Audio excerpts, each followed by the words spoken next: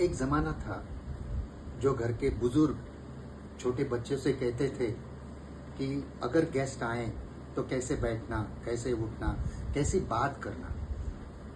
अब समय बदल गया है और हमको पेरेंट्स को बोलना पड़ता है कि बच्चों के सामने कैसे बोलना, कैसे बिहेव करना। ज़माना बदल गया, we have to live with it. इसका मेन रीज़न ये है कि हमारे बच्चे आज जब जन्म लेते हैं तो उनके जन्म के साथ ही वे मोबाइल के साथ, इंटरनेट, एसी और टीवी के साथ जन्म लेते हैं।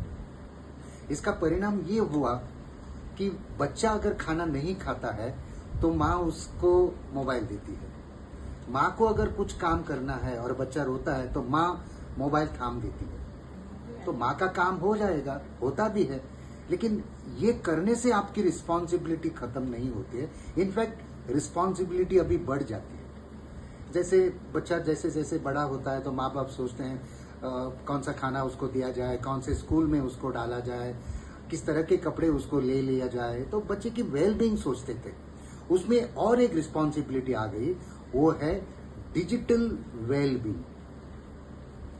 तो ये हमारा और आपका प्रॉब्लम नहीं, ये पूरे वर्ल्ड का प्रॉब्लम है। तो सबसे पहले हमको ये देखना पड़ेगा कि हमारा जो डाइनिंग एरिया है, डाइनिंग रूम, बेडरूम और मेरा बाथरूम, हमको ये तीनों rooms no screen zone declare करना चाहिए और सबने इसका पालन करना चाहिए। उसके बाद अब ये चिंता वर्ल्ड वाइड है, इसलिए वर्ल्ड हेल्थ ऑर्गेनाइजेशन ने कुछ नियम या कुछ गाइडलाइंस दिए हैं।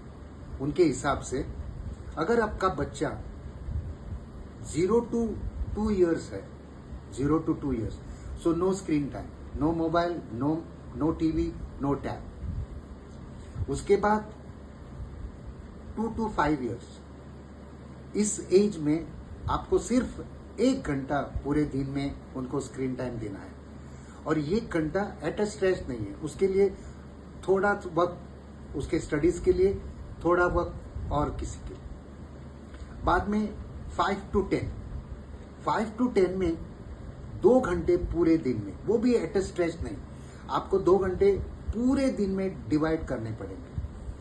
अब आता है 10 to 18। Now this is very challenging. यहाँ पे उनको पता लगा है कि between this age group they have their sleep disorders.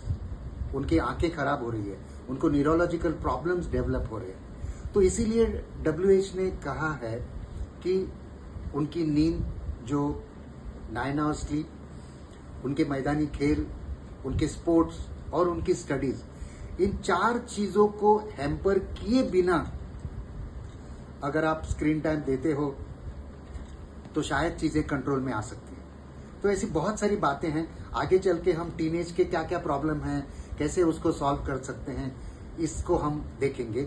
इसके लिए आप मेरा अगला वीडियो जरूर देख लेना। धन्यवाद।